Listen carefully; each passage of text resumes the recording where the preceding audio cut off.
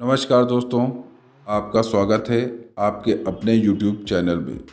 मित्रों, आज की इस वीडियो में हम बताएंगे कि मेघनाद की मृत्यु के बाद उसकी पत्नी सुलोचना का क्या हुआ। आप लोगों से गुजारिश है कि इस वीडियो में अंत तक बने रहें और इस वीडियो को अपने दोस्तों को अवश्य शेयर कीजिए। दोस्तों, रामायण भगवान श्री राम और रावण की युद्ध की ही कहानी नहीं, इसमें कई ऐसे महत्वपूर्ण चरित्रों का वर्णन दिखाया गया है जिसमें लंकापति रावण का पुत्र मेघनाद, उसकी पत्नी सुलोचना और उसका भाई कुंभकर्ण भी शामिल है। दोस्तों, मेघनाद का नाम इंद्रजीत था।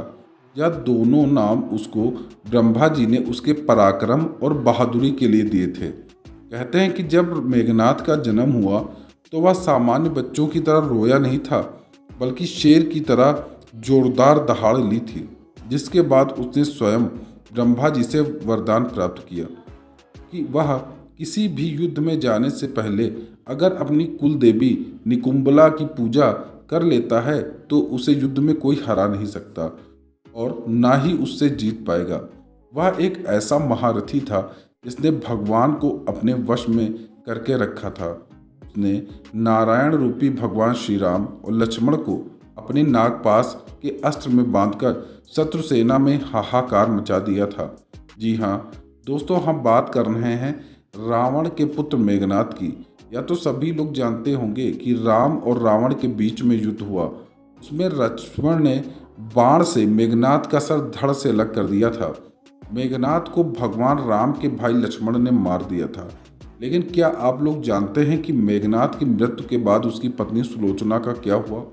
दोस्तों, आपको बता दें कि सुलोचना के पतिव्रत धर्म में इतनी शक्ति थी कि वह उसकी पतिव्रता धर्म के कारण मेघनाद का कटा हुआ सर भी जोर जोर से हंसने लगा था। दोस्तों, क्या है सुलोचना और मेघनाद की पूरी कहानी? अगर आप जानना चाहते हैं तो इस वीडियो में अंत तक हमारे साथ जरूर बने रहें। मित्रों, महर्षि विश्वशर्मा ने 2 शादियां की थी। उन्होंने 2 औरतों से विवाह किया था। पहली पत्नी रविदास तथा दूसरी पत्नी का नाम कैकसी था। ऋषि विश्वशर्मा को पहली पुत्री से यानी पहली पुत्री सुबनखा हुई थी। कहा जाता है कि विश्वशर्मा को पहली पत्नी से पुत्र के रूप में कुबेर की प्राप्ति हुई और दूसरी पत्नी से रावण, कुंभकर्ण, विभीषण और सुबनखा का जन्म हुआ, जिसमें रावण का विवाह मंदोदरी से कराया गया था। रावण की पत्नी मंदोदरी महर्षि कश्यप के पुत्र मायासुर की बेटी थी। मायासुर ने एक ऋषि से वरदान के रूप में मंदोदरी को पुत्री के रूप में प्राप्त किया था। दोस्तों, रावण को मंदोदरी से पुत्र के रूप में मेघनाद, अक्षय कुमार जैसे कई पुत्र प्राप्त हुए। मेघनाद रावण और मंदोदरी का सबसे बड़ा पुत्र था। वह इतना महान, बलशाली, शक्तिशाली योद्धा था। मेघनाद को जन्म के समय रावण चाहता था कि उसका पुत्र सबसे तेजस्वी होने के साथ साथ महाप्रतापी हो और साथ साथ में अमर भी हो।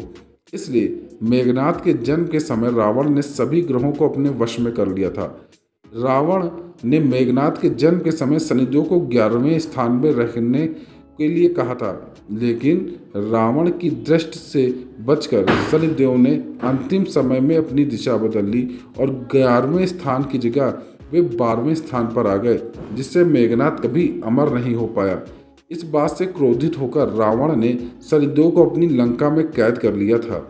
वाल्मीकि रामायण के अनुसार जब मेघनाद का जन्म हुआ, वह सामान्य बच्चों की तरह रोया नहीं था, बल्कि उसके मुंह से एक जोरदार बिजली की गर्जना सुनाई दी थी, जो इस वजह से उसका नाम मेघनाद रखा गया। दोस्तों, मेघनाद ने साक्षात भगवान भोलेनाथ से शिक्षा प्राप्त की थी। भोलेनाथ से शिक्षा प्राप्त करने के बाद वह समस्त दिव्य अस्त्रों का ज्ञाता बन गया था। मेघनाद ने किशोरावस्था में ही अपनी कुलदेवी पतिरा के मंदिर में शुक्राचार्य से शिक्षा लेकर शक्तियाँ प्राप्त कर ली थी और जब मेघनाद युवावस्था में था तो कठिन तपस्या के बल पर संसार के 3 सबसे घातक अस्त्र भी प्राप्त कर लिए थे, जिनमें ब्रह्मास्त्र, पशुपत अस्त्र और नारायण अस्त्र भी शामिल है। मेघनाद ने अपने पराक्रम की वजह से सभी देवताओं के राजा इंद्र को भी परास्त कर उन्हें बंदी बना लिया। मेघनाथ की वीरता को देखकर ब्रह्मा जी ने स्वयं इंद्रजीत उसे नाम दिया था। बंधक इंद्रदेव को छुड़ाने के लिए ब्रह्मा जी ने मेघनाथ को आज्ञा दी तो मेघनाथ ने इंद्र को बंधन मुक्त कर दिया था। इस पर ब्रह्मा जी उससे बहुत प्रसन्न हुए और मेघनाथ को मनचाहा वरदान मांगने के लिए बोलने लगे। मेघनाथ ने ब्रह्मा जी से अमरता का वरदान मांगा, लेकिन ब्रह्मा ने यह वरदान देने से मना कर दिया और कहा यह वरदान देना संभव नहीं। इसलिए उन्होंने इसी के समान मेघनाथ को एक अन्य वरदान दिया कि इस वरदान के मुताबिक कुल देवी के यज्ञ के दौरान मेघनाथ को स्वयं ना तो देवता मार सकते हैं, ना ही राक्षस, ना कोई उसे हरा पाएगा। दोस्तों, मेघनाथ एक पितृ भक्त पुत्र था, इसलिए वह जानते हुए भी कि श्री राम श्री हरि विष्णु का अवतार हैं, फिर भी मेघनाथ ने अपने पिता का साथ नहीं छोड़ा। यहाँ तक कि जब उसकी माता मंदोदरी ने उसे समझाते हुए कहा कि बेटा, हर इंसान मुक्ति के मार्ग पर अकेला ही जाता है, तो मंदोदरी के ऐसे कहने पर मेघनाथ ने अपनी माता से कहा कि अगर पिता को ठुकराकर मुझे स्वर्ग भी मिले तो मैं उसे भी ठुकरा दूंगा। मेघनाथ का विवाह सुलोचना से हुआ था। सुलोचना मेघनाथ की एक पतिव्रता पत्नी थी, जिसके गुण सीता और मंदोदरी से कम नहीं थे। सुलोचना का विवाह राक्षस कुल में जरूर हुआ था, लेकिन उसमें सभी देवी गुण विद्यमान थे। जब राम और रावण के बीच में युद्ध हुआ और रावण का भाई कुंभकर्ण मारा गया, वह रावण अपने पुत्र मेघनाथ को युद्ध में भेजना चाहता था। युद्ध में जैसे ही मेघनाथ उतरा, उसने सुग्रीव और उसकी सेना पर हाहाकार मचा दिया। वह उनकी सेना पर भारी पड़ने लगा, यहाँ तक कि श्री राम और लक्ष्मण को भी उसकी मायावी शक्तियों का सामना करने में समस्या आने लगी। दोस्तों, मेघनाथ ने भगवान ब्रह्मा से वरदान पा लिया था, जिसके कारण वह युद्ध करने से पूर्व अपनी कुलदेवी का यज्ञ प्रारंभ करने के बाद ही युद्ध की शुरुआत करता था। दोस्तों, कहा जाता है कि जब श्री राम और लक्ष्मण बाढ़ छोड़ते हैं तो मेघनाथ का रथ गायब हो जाता था। मित्रों, इसका फायदा उठाकर मेघनाथ लक्ष्मण पर नागपाश यंत्र छोड़ देता है। मेघनाथ के नागपाश यंत्र छोड़ने के बाद राम और लक्ष्मण बेहोश हो जाते हैं। तभी राम और लक्ष्मण की जान बचाने के लिए हनुमान जी भगवान गरुड़ के पास जाते हैं और उन्हें जल्दी से लेकर आते हैं।